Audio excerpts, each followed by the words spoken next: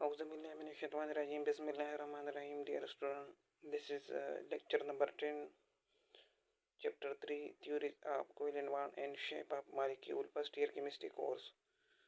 तो यह हमारा आज आखिरी लेक्चर है इस चैप्टर में।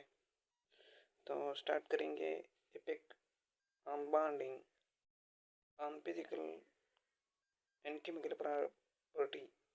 बॉन्डिंग के इफेक्ट को फिजिकल और केमिकल प्रॉपर्टी पर डिस्कस करते हैं कि बॉन्डिंग के इफेक्ट। हमारे पास दो किस्म की बॉन्डिंग है, आयनिक और कोवेलेंट बॉन्ड। तो इसमें हमारे पास इसकी फिजिकल और केमिकल प्रॉपर्टी को डिस्कस करते हैं।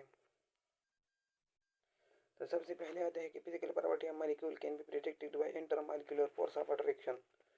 फिजिकल प्रॉपर्टी ऑफ मॉलिक्यूल को हम इंटरमॉलिक्यूलर फोर्स ऑफ अट्रैक्शन से कैलकुलेट करते हैं।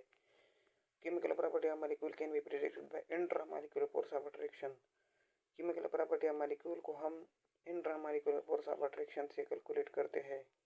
इंटरमॉलिक्यूलर फोर्स ऑफ अट्रैक्शन हमारे पास हाइड्रोजन बॉन्डिंग है, डाइपोल डाइपोल इंटरेक्शन है, लंदन डिस्पर्सन फोर्स है। ये तीन इंटरमॉलिक्यूलर फोर्स ऑफ अट्रैक्शन है, hydrogen bonding, dipole interaction, London dispersion force.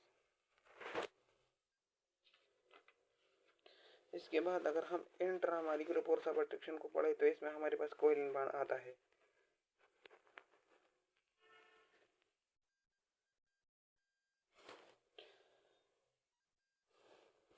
When the solute particles are surrounded by water, this is called dehydration. जब हमारे पास solute particle water के इर्द गिर्द हो तो इसको हम डिहाइड्रेशन कहते हैं। अगर हम सॉल्युबिलिटी हमारे पास सबसे पहला है, अगर इसको हम आयनिक और कोवेलेंट कंपाउंड के लिए पढ़े तो ये इस तरह होगा कि आयनिक कंपाउंड में हमारे पास NaCl है। इनिशियल जब हम वाटर में डालें तो ये हमारे पास सोडियम प्लस क्लोराइड आयन दे देगा। तो इसी तरह हम अगर इसको कैलकुलेट करें तो ये इस तरह होगा कि NaCl Na प्लस और Cl नेगेटिव, Na प्लस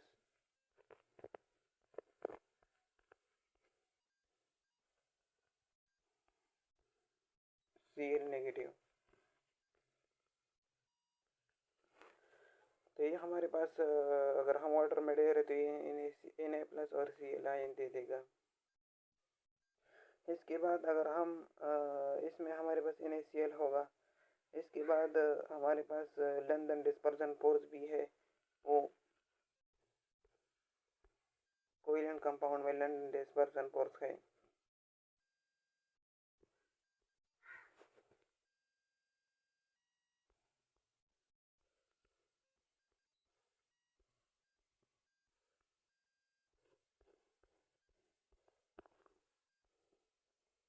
ये हमारे पास कोवेलेंट कंपाउंड में लंदन डिस्पर्सन फोर्स है। और जब हम कार्बन टेट्राक्लोराइड और बेंजीन को ऐड करें तो हमारे पास डिसॉल्व हो जाए और इसमें लंदन डिस्पर्सन फोर्स है। तो इसी तरह हमारे पास सॉल्युबिलिटी को हम आयनिक कंपाउंड और कोवेलेंट कंपाउंड के लिए डिस्कस करते हैं। इसके बाद हम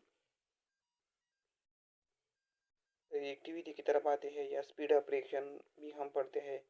आयनिक कंपाउंड हमारे पास सॉलिड होगा, ये सॉलिड अगर हम वाटर में डिसॉल्व करें और कोवेलेंट कंपाउंड को वाटर में डिसॉल्व करें तो NaOH जब वाटर में डिसॉल्व करें तो सोडियम प्लस हाइड्रोक्साइड आयन दे देगा। HCl H2O में डिसॉल्व करें तो हाइड्रोजन प्लस क्लोराइड आयन दे देगा। जब NaOH और HCl को ऐड करें तो ये हमारे पास NaCl बना देगा plus water. Ionic compound are more reactive than covalent compound. Ionic compound हमारे पास ज़्यादा रिएक्टिव होगा covalent compound. Covalent compound show the phenomena of isomerism. Covalent compound हमारे पास फिनोमेना ऑफ आइसोमेरिज्म को शो करेगा बिकॉज इसमें डायरेक्शनल बॉन्ड है। इसके बाद a force of attraction between solute and solvent stronger than bond formation take place. जब force of attraction solute और सॉल्वेंट में स्ट्रांगर होगा तो हमारे पास बॉन्ड फॉर्मेशन टेक प्लेस होगा।